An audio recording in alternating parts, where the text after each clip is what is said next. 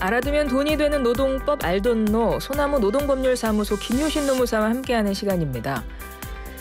역술인 천공의 출판과 영상 제작을 담당하는 회사가 영상 편집자의 임금을 주지 않아서 무려 3,700만 원의 임금을 청구했는데요. 법원이 어떻게 결정을 했냐면 이 청구했던 금액보다 좀 적습니다. 1,800만 원 배상하라는 판결을 내렸습니다. 그래서 화제가 되고 있는데 관련해서 알아보도록 하죠. 김효신 노무사 화상으로 만나겠습니다. 노무사님 안녕하세요. 네, 안녕하세요. 김효신입니다. 더운데 요즘에 어떻게 지내세요? 네, 뭐 에어컨 밑에서만 지내고 있어요. 그러다 냉방병 걸려요. 그냥 몸이 너무 허약해져가지고요. 막, 몸이 좀 그렇습니다. 허합니다, 요즘에. 네. 요즘에 대부분 다 하실 거예요. 왜냐하면 실외랑 실내랑 너무 기온차가 나니까 온도 차이가 나서 이게 몸이 그러니까 감기 걸린 분들도 제 주위에도 많고 그렇더라고요. 네, 힘이 없어요, 몸에. 어떡하죠? 뭐 삼계탕이라도 드셔야 되는 거 아니에요? 그래서 어제 뭐 장어탕 한 그릇 사 먹었어요. 장어탕 잘하셨네요. 잘하셨습니다. 자, 오늘 SAT 힌트를 주셔야 되는데 짧게 이 섬을 맞히는 거거든요. 울릉도 동남쪽 백길 따라 200리 우리 땅인 이 섬은 어디일까요? 1번 경기도, 2번 월미도, 3번 독도, 4번 아보카도 중에 정답이 있습니다. 힌트 좀 부탁드려요. 새들의 고향이에요. 응? 새들의 고향? 새들의 고향. 맞아요. 네, 새들의 고향이죠. 네, 그리고 자꾸 우기면 신라장군 이사부가 지하에서 웃습니다. 자꾸 우기면 안 돼요. 신라장군 그렇죠. 이사부가 분노하여 다시 일어나십니다. 그죠? 근데 더 중요한 건 뭐냐면 여기에 명칭이 사실 올해 전라도 방언이라는 얘기가 있어요. 아, 그래요? 네네. 이 명칭이 오늘 이 답 정답 명칭 자체가요? 네네, 맞습니다. 그렇군요. 원래는 뭐 도자는 섬도자인 건 다 아시고 이 유래가 전라도 지방에 있던 우리 어민들이 배를 만들기 위해서 울릉도에 많이 가셨는데요. 울릉도에는 나무가 많았다고 해요. 그래서 그때 붙여진 이름이다라는 유래가 있습니다. 와, 가보셨어요, 노무사님? 네, 저는 가봤습니다. 언제 가보셨어요? 어떻게? 저는 2017년도에 가봤어요. 2017년도에 가보니까 어때요? 뭔가 좀 뭉클하고 그러는가요? 뭐 그런 느낌도 있고요. 다 돌로만 돼 있어가지고 되게 신기해요. 되게 신기해요. 와. 네, 그리고 그 꼭대기에는 거기 우리 그분들 계시고 그 밑에도 한 분 경비소고 계시고. 그쵸, 경비대 분들 계시고. 네. 아니 날씨가 괜찮았나 봐요, 그때 가셨을 때. 네, 저는 뭐 3대가 덕을 쌓았어요. 그 말이 안내방송에 나온다면서요? 그 배 타면? 네, 저는 뭐 없어요. 그냥 바로 한 번에 입안했어요. 네. 와, 3대가 덕을 쌓은. 네. 야, 대단한. 입안해서 그냥 내리니까 원래 거기 30분만 주어지거든요, 시간이. 대단한 집안의 자손이셨네, 우리 노무사님이요. 감사해요. 네. 부럽습니다. 그렇군요. 우리 전라도에 계셨던 옛부터 거기 사시던 분들의 말로 통해서 여기에 명칭이 정해졌다. 그러니까 우리 땅이라니까요. 맞습니다. 뭐 원래 우리 조선시대 때 잠깐 그 공도 정책에 의해서 사람이 잠깐 안 살았을 뿐이지 비공식적으로는 계속 지내고 계셨다고 해요. 네. 우리 노무사님 오늘 굉장히 학구적이신데요? 어제 기사를 우리 독도 연구소 그 대장님의 기사가 이렇게 지면 한 면을 다 나오셨더라고요. 인터뷰를 좀 자세히 봤어요. 그래서 알겠습니다. 이러다 그냥 저희가 정답 말할 것 같아서 넘어가겠습니다. 그러니까 너무 하지 마세요. 이제. 새들의 고향이에요. 그냥 새들의 고향, 새들의 고향입니다. 이 섬의 이름 맞춰주세요. 우리의 마음속의 고향이기도 하고 다 새들의 고향. 우리 땅입니다. 1번 경기도, 2번 월미도, 3번 독도, 4번 아보카도.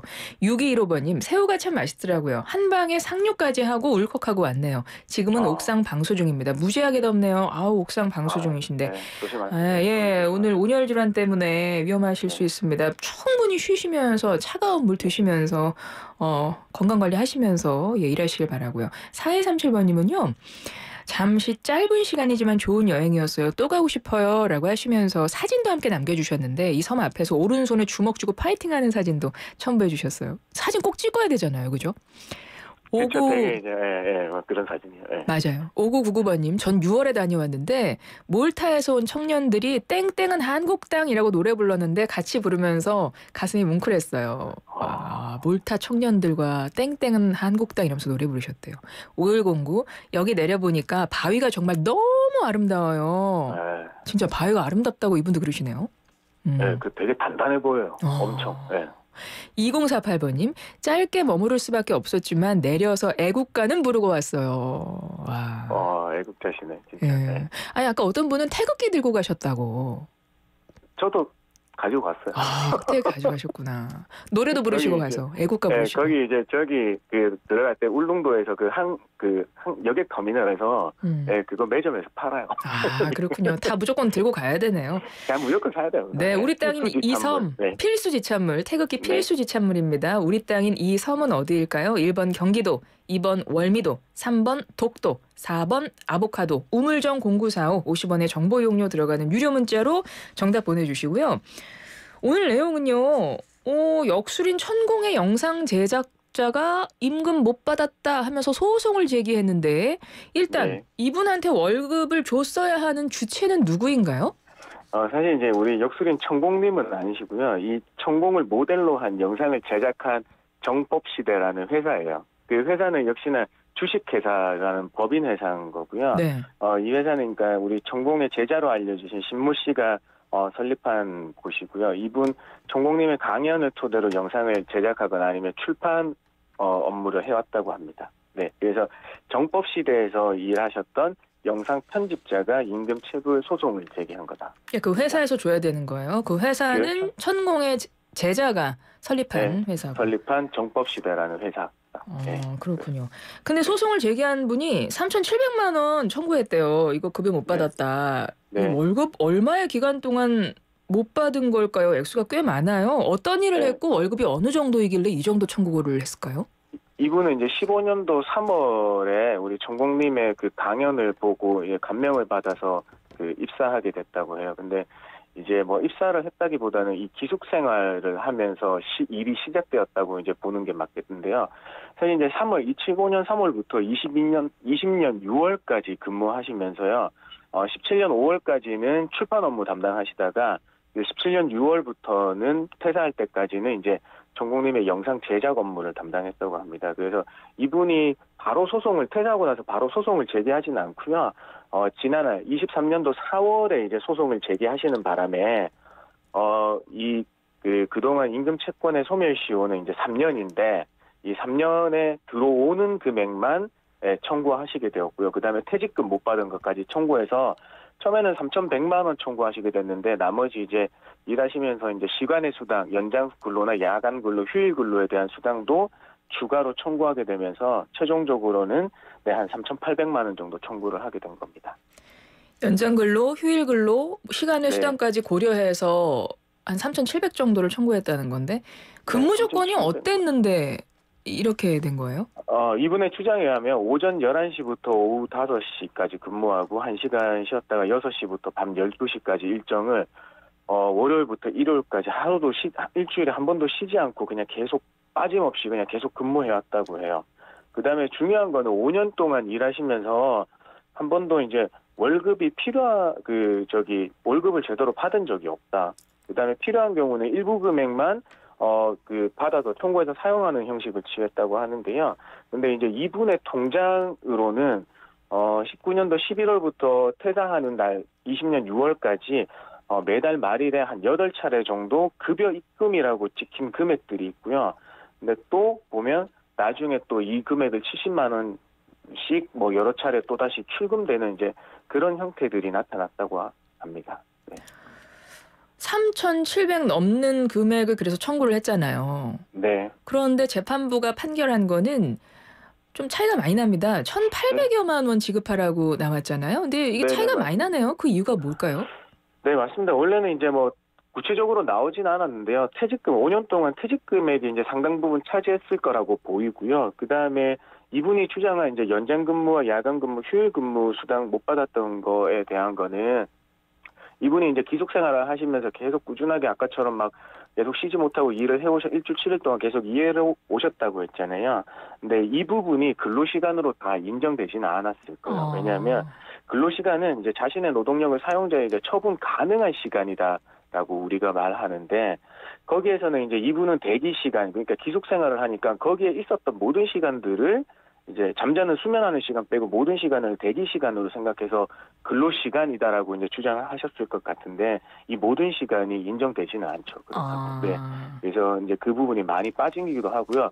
그다음에 좀 중요한 건 어떤 언론 보도에서는 이제 네. 소송 제기하기 정식 재판으로 나가기 전에 이제 1차 조정이 이루어졌는데, 그때 정법 시대에서 회사가 그러면 1,900만 원 정도 지급할 의사가 있다고 했지만은, 우리 이제 이분 근로자의 거부로 이제 결렬돼서 정식 재판으로 갔다는 점도 조금 주목해 볼 만합니다.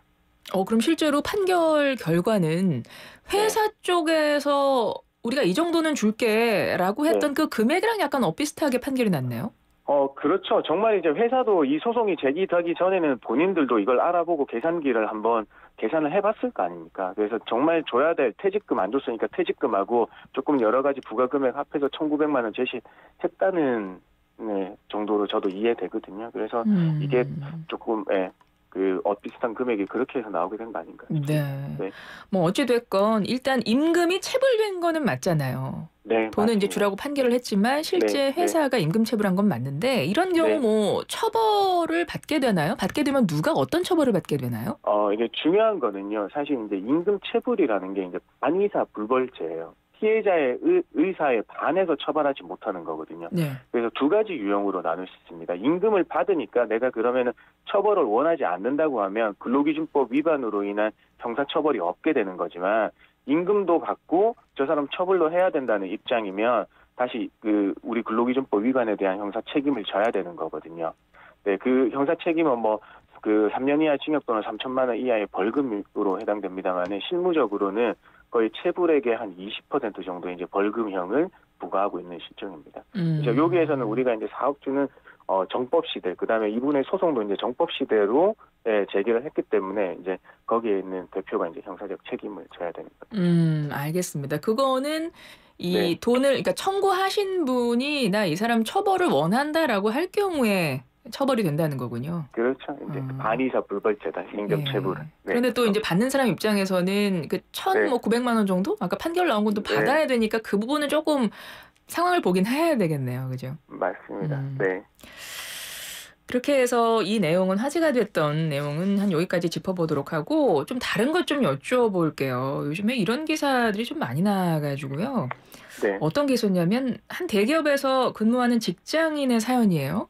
그래서 보고서나 이메일도 아닌 메신저에서 그 이제 말 어미 단아까체를 사용하지 않았다고 징계를 받을 위기에 처했다라고 본인이 어디 글을 올린 것 같아요. 그래서 그거에 대한 이제 감론을박이 좀 있는 것 같더라고요. 이거 무슨 일일까요?